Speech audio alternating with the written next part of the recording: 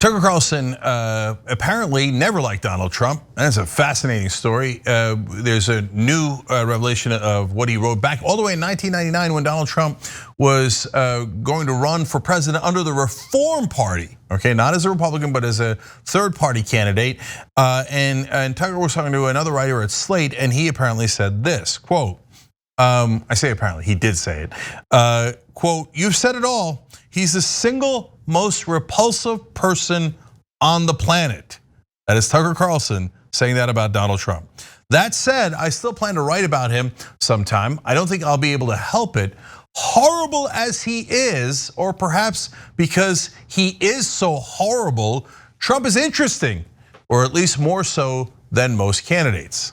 Well, Tucker was actually right about a lot of that. He was horrible.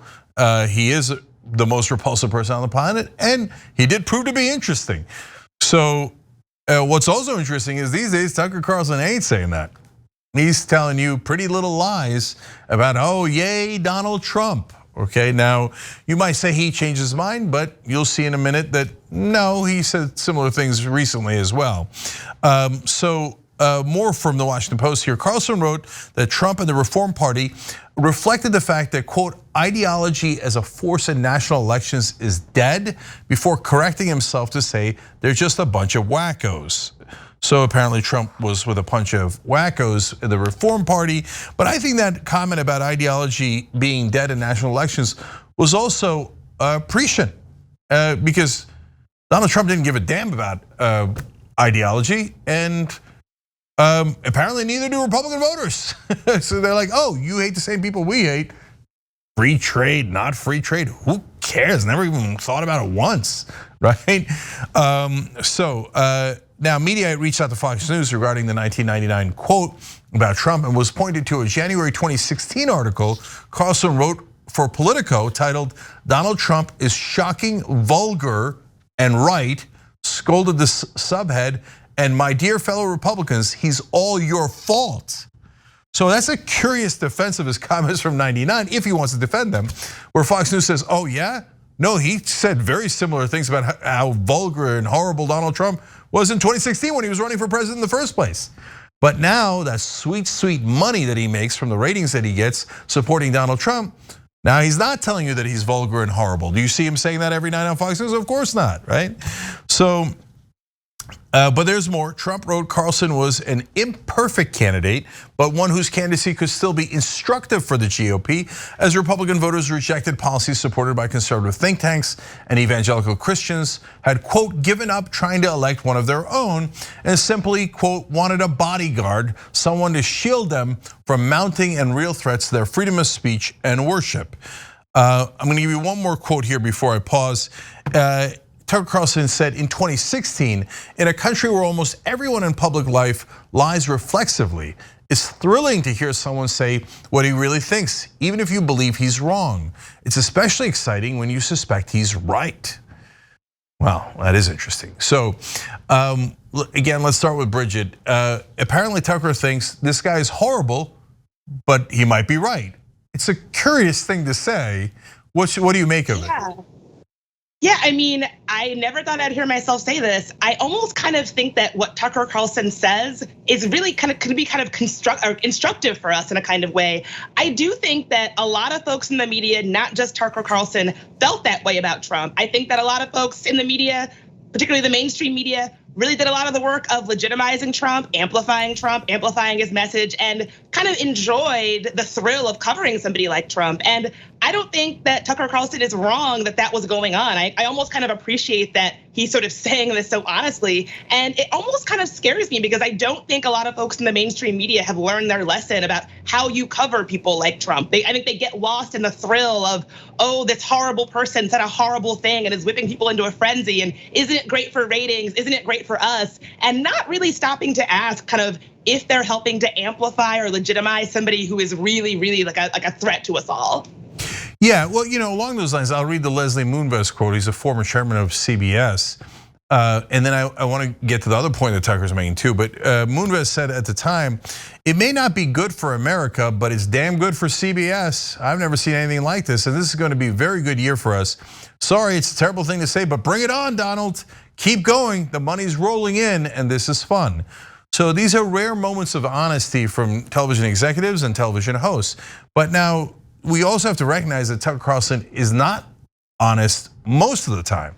Those are rare instances, 99, 2016, in 2 different articles where he tells you what he actually thinks. But Jackson, on air every night, he's not telling you that Donald Trump is horrible and vulgar and the most repulsive person on the planet. He's basically fluffing him for ratings.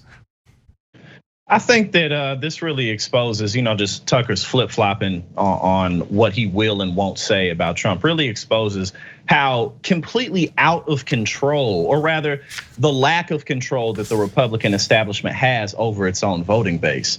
The voting base is like a wild tiger inside a loose cage of toothpicks, and they're just doing everything they can to keep it to break out. They can't tell the truth. They can't even say that Donald Trump lost the election. Newsmax exploded because Fox News dared to, sprinkle a little bit of the truth on it. And people like Tucker have always been too wealthy to have to stand by their words anyway. He didn't earn the wealth, so like the responsibility and the reputation was never really on his shoulders. So he's just gonna get in where he fits in to where he can make an easy dollar. But again, we have a generational problem of serious ignorance in this country. Out of control people who are emotionally addicted to anger and fear.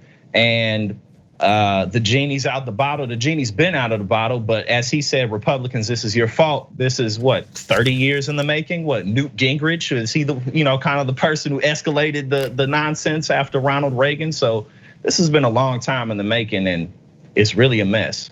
Yeah, there's so much I agree with what you just said there, Jackson. I thought one of the most interesting comments Tucker made was, hey, Republican voters, it's your fault. And he's absolutely right about that. There were 17 candidates in 2017. They could have picked the establishment candidate. They could have picked the fake populist. Well, he was a fake populist, but so was Ted Cruz. They could have picked a bureaucrat and Kiss. They didn't want any of those guys. It wasn't even close. He killed them. They picked the guy that was the most corrupt but pretended to fight corruption, right? Was a billionaire, but pretended to be a populist. They liked those sweet little lies. And the thing that they liked most was that he was vulgar, that he attacked the people they didn't like. So we have to be honest about that. And so it's an interesting reflection of Tucker in the brief moment that he was honest. But I want to give you one last quote where he again says something interesting. Tucker said, in a country where almost everyone in public life lies reflexively, it's thrilling to hear someone say what he really thinks, even if you believe he's wrong. God, there's so much packed into these quotes because Tucker thinks he's wrong, but he just finds them interesting. But he finds them interesting because he's not a standard fake politician. And I think that again is right. Now, I don't want to give Tucker Carlson credit here because he lies on a regular basis every night, day in, day out, telling you basically how great Trump's ideas are to make more money, right? But in those brief moments where he actually accidentally is honest, he tells you, we all think he's wrong. We all think he's a terrible person, but you guys picked him. You like terrible people. That's why you picked him. And by the way, the other part is actually true, which is everybody, including progressives and right-wingers, we can't stand the fake politicians. We all know they're liars. The only people who pretend they're not liars is the mainstream media.